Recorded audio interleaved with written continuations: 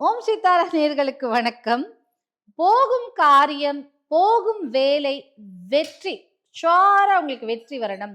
தடைகளை அகற்றி உங்களுக்கு வெற்றி வரணும் அப்டின்னா, நீங்க என்ன பண்ணணும் அப்டின்னா, நீங்க வந்து இன்னைக்கு இன்னைக்கு ஒரு விஷயத்துக்கு போறீங்க அப்டின்னா, நீங்க ஒண்ணு விநாயகர் கோயிலுக்கு போங்க. வீட்டு பக்கத்துல நெறைய விநாயகர் கோயிலுக்கு ரோடுக்கு ரோடுக்கு 2 விநாயகர் கோயில் இருக்கு.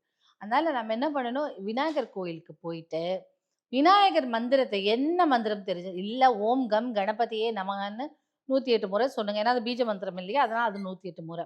இல்ல உங்களுக்கு ஒரு ஸ்லோகமே தெரியும் அப்படின்னா, அந்த மந்திரத்த 3 முறை சொல்லிட்டு, அந்த பூ பூஜை செய்யும் நபரிடம் நீங்க அந்த அருகம்புல்ல கொஞ்சம் குடுங்க அப்படின்னு. புல்லுனா ஃபுல் அப்படியே பாக்கெட்ல ஒரு ஒரு கிராஸே எடுத்துட்டு போணும். சும்மா அந்த நுனி மட்டும் கட் பண்ணி எடுத்து பாக்கெட்ல போட்டுட்டு போனாலே போதும். தடைகள் எல்லாம் உடைந்து, போகும் காரியங்கள், செய்யக்கூடிய காரியங்கள் 100% உங்களுக்கு குடுக்கும். விநாயகர் அருளால உங்களுக்கு.